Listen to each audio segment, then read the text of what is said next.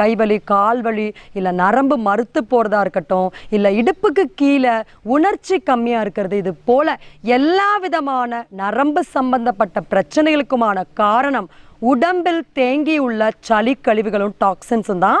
அப்போ அந்த கேஸஸை நாம் வெளியேற்றிவிட்டால் போதும், இந்த எல்லா பிரச்சனைக்குமான தீர்வுகளை வீட்டில் இருந்த மாதிரி நம்ம தெரிந்து கொள்ளலாம். அதற்கான எளிமையான வழிமுறைகள் தான் நம்ம இந்த பதிவில் பகிர போகிறோம். அதாவது சில பேருக்கு நரம்பில் ப்ரிக்கிங் பெயின் இருக்கும், அப்படியே நீடில்ஸ் வச்சு குத்துற மாதிரி அங்கங்கே தொடையில், காலில் அந்த மாதிரி பெயின் இருக்கும். சில பேருக்கு பார்த்தீங்கன்னா ரேடியேட்டிங் பெயின், ஒரு இடத்துல ஆரம்பிச்சதுன்னா அந்த நுனி வரைக்கும் வலி இருக்கும். சில பேருக்கு ஒரு கால் கொறுக்களி பிடிக்கும், அப்படியே மறுத்து போகும், சென்ஸ் இல்லாமல் இருக்கும். இன்னும் சில பேருக்கு கம்ப்ரெஷன், ஒரு இறுக்கம், ஒரு டைட்னஸ் இருக்கும். இந்த மாதிரியான பிரச்சனைக்கும் சரி, இப்போ அவங்களா வரவழைச்சு